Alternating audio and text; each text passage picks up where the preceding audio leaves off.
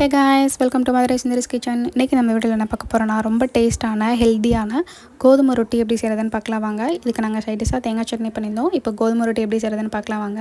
இதுக்கு ஒரு பெரிய வெங்காயத்தை நம்ம இந்த மாதிரி சின்ன சின்னதாக கட் பண்ணி எடுத்துக்கலாம். இப்போ தேவையான அளவுக்கு பெருங்காயம், உப்பு, சீரகம் ஆட் பண்ணிக்கலாம். இப்போது காரத்துக்கு பச்சை மிளகா போடலாம். நாங்கள் 1 டேபிள் ஸ்பூன் தனி மிளகாத்தூள் போட்டிருக்கோம். இப்போது தேவையான அளவுக்கு தண்ணி ஊற்றிட்டு ஒரு 2 டேபிள் ஸ்பூன் நல்லெண்ணெய் ஊற்றிக்கோங்க. ஒரு கொத்து கருவேப்பிலையை இந்த மாதிரி பிச்சு போட்டுக்கோங்க. இப்போது நம்ம எந்த அளவுக்கு மாவு தேவையோ அந்த அளவுக்கு நீங்கள் ஆட் பண்ணிக்கோங்க. நாங்கள் 3 கரண்டி மாவு எடுத்துக்கிட்டோம். இப்போது இதிலேயே நம்ம கொத்தமல்லி அதையும் நம்ம பிச்சு நல்லா மாவு நல்லா பிசைஞ்சு எடுத்துக்கணும்.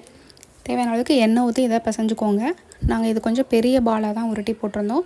இது ரொட்டினால் கொஞ்சம் தடிமமாக தான் இருக்கணும். ஸோ கொஞ்சம் பெரிய பாலாக எடுத்துக்கோங்க. இல்லைனா உங்களுக்கு என்ன சைஸ் வேணுமோ அந்த சைஸ்க்கு நீங்கள் உருண்டை பிடிச்சிக்கலாம். நாங்கள் கொஞ்சம் பெரிய சைஸாக தான் எடுத்து வந்தோம்.